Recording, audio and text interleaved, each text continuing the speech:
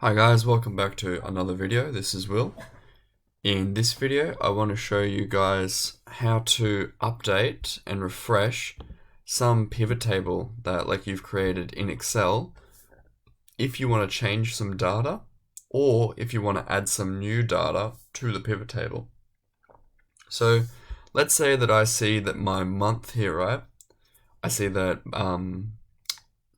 all the names of the months aren't capitalized the way that I want them to be. So if I've gone through and I've replaced them, and if you're doing this on a much larger data set, it might be a good idea to use Control H or something to change all of these. But yeah, once I've fixed up the data that I want my pivot table to now show the new month names that are capitalized, right?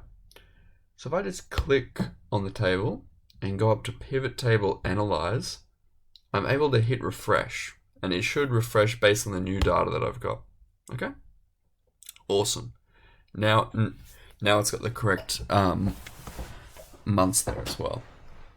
So I've also got this new additional data that I want to put into this new table.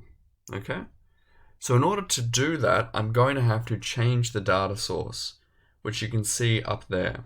Okay, so if you click on that, it's going to give you the ability to change the range of values that the pivot table is referencing.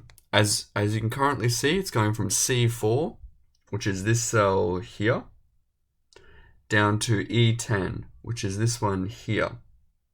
But we want our pivot table to go down to E17, okay?